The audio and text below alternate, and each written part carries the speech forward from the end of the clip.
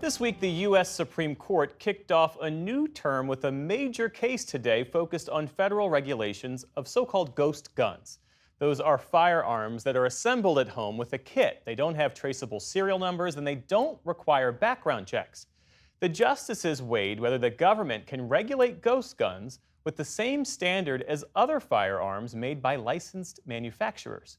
Our U.S. Supreme Court analyst, Marcia Coyle, was in the courtroom today, and she joins us right now. It's great to see you, Marcia. Good to see you, Jeff. So today, the justices seemed focused on questions of government overreach. Help us understand how this matter of government power factored into the arguments today. Well, first of all, this case is very similar to last term's bump stock case. If you recall, the Supreme Court basically threw out the ban on bump stocks because the Bureau of Alcohol, Tobacco, Firearms, and Explosives claimed that bump stocks could be banned as machine guns. Both cases are statutory interpretation cases. They don't have anything to do with the Second Amendment or constitutional law. Both cases are also part of an ongoing theme at the Supreme Court, almost a mission to re-examine federal agency power, to see if agencies are overstepping. There is this belief among conservatives in business that the administrative state has gotten too big, too powerful. And in the arguments today, it factored in an interesting way. Justice Kagan had a comment where she talked about the Gun Control Act that's at stake in this case that defines and regulates firearms. She said, well, what if you have an old statute? Gun Control Act was enacted in 86 or 68, and a new problem, and Congress doesn't act, and the agency steps in. Is the agency doing what Congress should be doing and taking power from Congress? But Justice Jackson saw it another way. She said, you have an old statute, a new problem, Congress doesn't act, the Supreme Court steps in, and the Supreme Court is deciding what Congress delegated authority to the agency to do.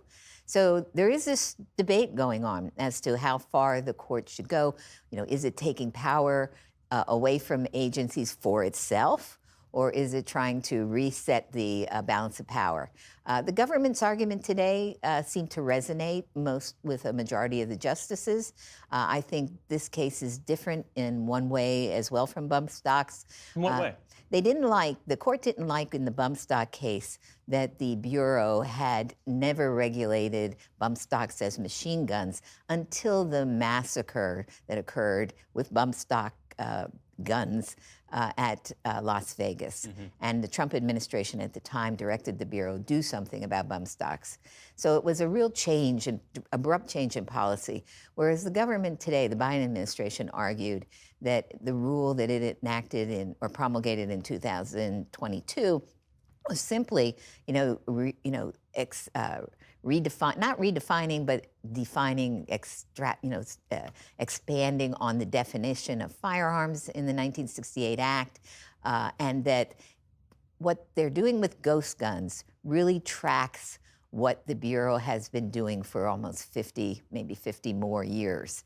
And that seemed to resonate with at least the majority of the justices. Yeah, that's interesting. So let's look ahead to the rest of the term. There are some 40 cases and counting on the docket. Are there overarching themes beyond the one you mentioned about the re-examining of the administrative state? Right. Well, certainly guns. It seems like we're always going to have gun cases. Besides the ghost gun argument today, a really interesting case has come to the court involving Mexico. Mexico sued Smith & Wesson and some other gun makers, claiming that they have, through their distribution system, knowingly aided the trafficking of guns to drug cartels in Mexico. Now, Congress had enacted a law that gives a broad shield to gun makers from liability for criminal acts done with the guns that they manufacture. But there's one narrow little exception to that broad shield, and Mexico has tried to fit its lawsuit into that exception. Smith & Wesson lost in the lower court, came to the Supreme Court, and that's what's the issue is going to be. Can Mexico go forward with its lawsuit against Smith & Wesson? So guns, definitely. The power case is a overarching theme. involves some really interesting cases this term. Vaping. There's the Food and Drug Administration would not approve marketing plans for e-cigarettes, flavored e-cigarettes, and the maker of those cigarettes has sued the Food and Drug Administration, claiming that it exceeded its authority in not approving the marketing. And then the Nuclear Regulatory Commission has been in a battle with the state of Texas over storage of nuclear waste away from reactors. Texas says, oh, NRC, you exceeded your authority. So those are very important cases, but all involve agency power.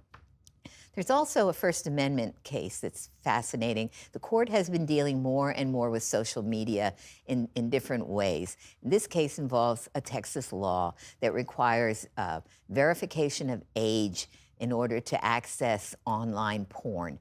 The law was obviously enacted to protect minors. So that one also is going to be fascinating. And finally, the culture war. The Tennessee ban, like 24 other states have, on medical treatment for transgender minors. Mm-hmm. And the court could also play a role in a potentially contested election. Absolutely. So we'll be watching for that. And I think they left room for it too, just in case. That's right. Marcia Coyle, thanks so much. We appreciate it. My pleasure, Jeff.